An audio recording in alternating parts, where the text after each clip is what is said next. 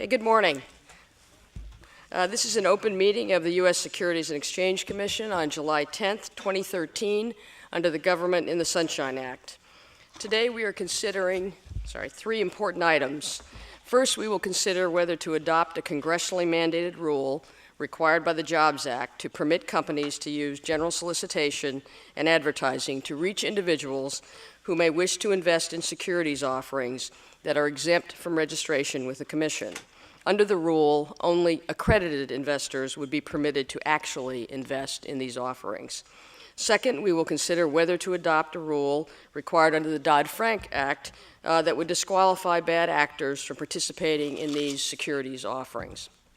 And third, we will consider whether to propose a new rule designed to enable the Commission to better monitor how general solicitation impacts the private placement market and to provide additional safeguards as this market changes and new market practices develop. We will take the vote on each proposal after we've presented and discussed all three items. Our capital markets are the envy of the world and a cornerstone of the financial system that our economy relies upon. The measures the Commission will consider today relate to the process by which companies seek to raise money in our capital markets to fund their operations and to grow. Under an existing provision of our securities laws, known as Rule 506 of Regulation D, companies can raise an unlimited amount of money through a private offering, but they are restricted in the way they can solicit investors, and they generally can only sell to accredited investors. That is, investors who meet certain financial thresholds.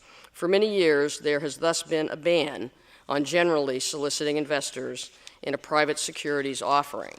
The Jobs Act passed by Congress in April 2012 required a significant change in this marketplace in an effort to facilitate both capital formation and the accompanying creation of new jobs. Specifically, Congress mandated that the Commission eliminate the ban on general solicitation in Rule 506 securities offerings. Once the ban is lifted, issuers will be able to use a number of previously unavailable solicitation and advertising methods when seeking potential investors. While the Jobs Act mandate is intended to provide new ways for companies to raise capital, concerns have been raised that doing so could result in more fraudulent conduct.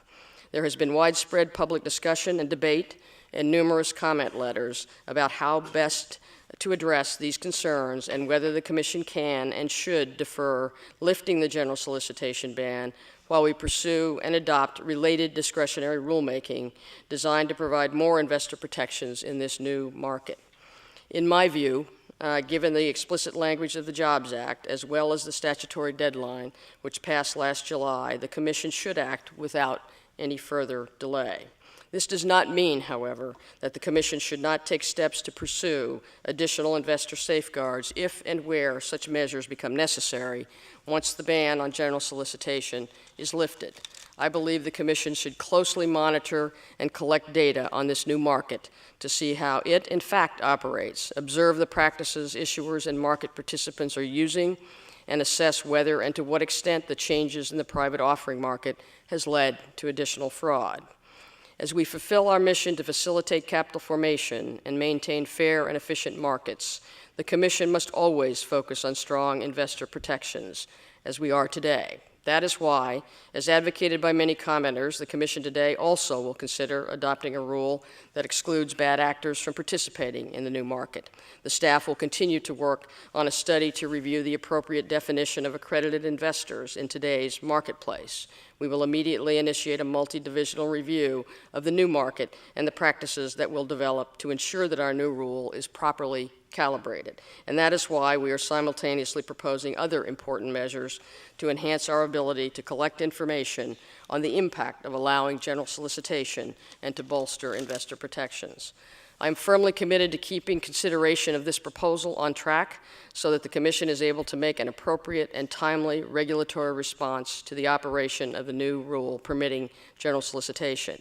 The information we gain from the staff's simultaneous review efforts, along with the comments we receive on the proposal, will inform the actions we take in finalizing this proposal.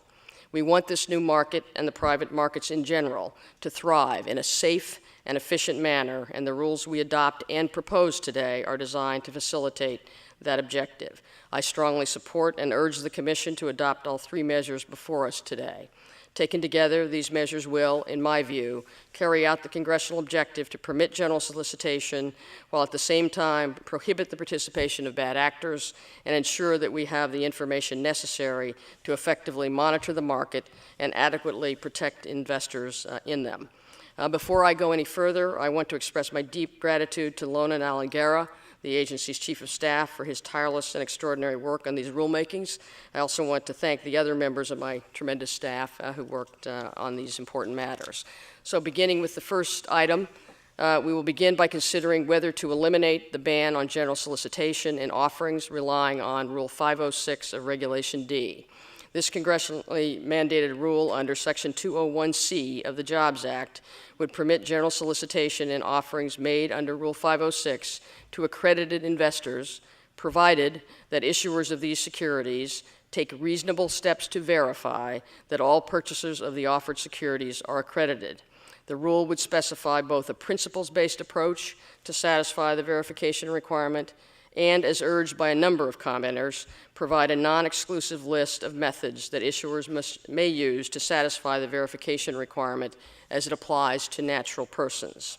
Before turning to Keith Higgins, the Director of Corporation Finance, to describe the details of this rule, I would like to thank Keith, Tom Kim, John Ingram, Charles Kwan, Ted Yu, Karen Wiedemann, and Paul Dudek from the Division of Corporation Finance, Liz Sando and Josephine Tao from the Division of Trading and Markets, Norm Champ, David Grimm, Doug Scheid, Sarah Krovitz, Holly Hunter-Sisi, and Alpa Patel from the Division of Investment Management, Craig Lewis, Scott Bogus, Vanessa Countryman, Vladimir Ivanov, Rachida, I'm trying here, Golopali. It's from that Midwest, you know, you get these, and Rose Gates from the Division of Economic and Risk Analysis, as well as Annie Small, Rich Levine, David Fredrickson, and Bryant Morris from the Office of the General Counsel. Now I'll turn things over to Keith.